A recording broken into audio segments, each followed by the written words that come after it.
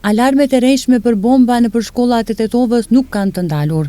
Edhe mëngjesin e sotëm në emailin e Ministrisë së Punëve të Brendshme kanë ardhur alarme për bombë të vendosura në 3 institucione arsimore, edhe atë në shkollën private Mariv dhe Yahya Kemal, si dhe një alarm ka ardhur për bombë i vendosur në Universitetin e Tetovës. Me të marrë alarmet me urdhër të sektorit të punëve të brendshme Tetov janë evakuuar të 3 objektet, ndërsa policët të SPB Tetov kanë kryer kontrolle brenda dhe jashtë objekteve, pas çka është konstatuar se bëhet fjalë për alarm të rrejshëm për bombë. Alarmet kanë shkaktuar evakuimin e menjëhershëm të studentëve dhe stafit akademik në Universitetin e Tetovës. Rasti vjen vetëm disa ditë pas një vale alarmesh të ngjashme nëpër shkolla fillore dhe të mesme në Tetov, duke ngritur shqetësime serioze për sigurinë dhe stabilitetin në institucionet arsimore.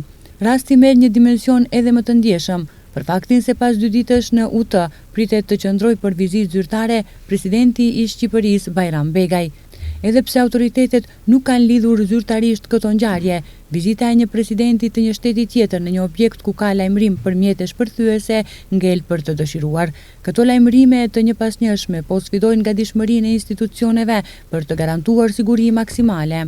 Nga Ministria e Punëve të Brendshme njoftojnë se po punohet intensivisht për identifikimin e personave përgjegjës, por deri më tani nuk ka informacione për të dyshuar apo të arrestuar.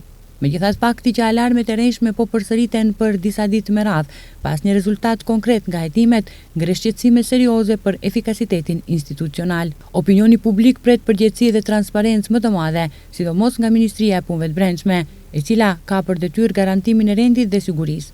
Zvarritja e zbardhjes së këtyre rasteve jo vetëm që krijon pasiguri te qytetarët, por rrezikon të banalizojë kërcënime që në rrethana të tjera mund të jenë reale dhe me pasoja të rënda.